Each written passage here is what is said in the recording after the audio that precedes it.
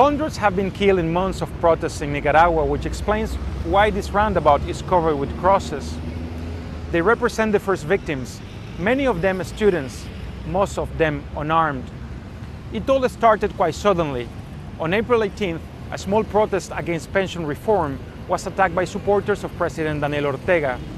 The images of pensioners and students being beaten up brought more people to the streets. When it turned deadly, hundreds of thousands joined in to demand justice and the removal of Mr. Ortega.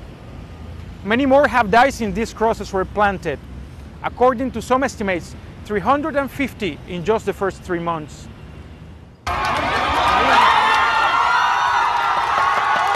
The killings also unleashed a wider anger at the way the country has been run, and these metal trees, and there are hundreds of them over the city, became a symbol of it.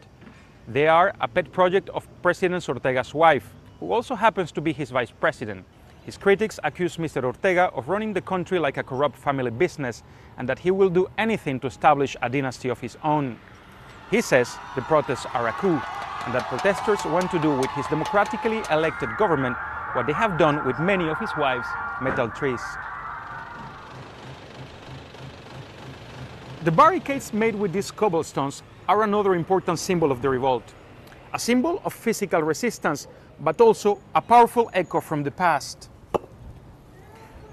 The 1979 revolution that first brought Mr. Ortega to power used these exact same cobblestones in exactly the same way to fight against Anastasio Somoza, the last of the brutal dynasty who ruled Nicaragua for more than 40 years.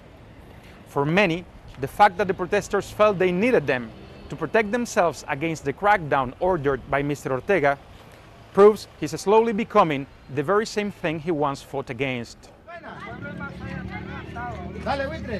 A big difference with 1979, however, is that the current president is not facing armed guerrillas, but mostly youngsters armed with these homemade mortars that are no match for the military-grade weapons used by the government and its supporters. This explains why, even though there have been deaths on both sides, the vast majority of them have been protesters. Mr. Ortega's government has been widely condemned for using lethal force, including paramilitaries. He has also been accused of allowing extrajudicial killings, disappearances, even torture. Now to our final symbol, the mask. Ones like these have been worn by many protesters, including at this rally. Fittingly, they come from El Huehuense, an old play about fooling the colonial authorities. The Sandinistas also used them back in 1979, and they have always been a symbol of resistance against state oppression. But lately, they have been replaced by a far more sinister side. The balaclavas used by Mr. Ortega's paramilitaries as they go about getting rid of the barricades and hunting down the protesters. For many, they bring back memories of Latin American death squads, making them fear that Nicaragua might be moving to an even darker place.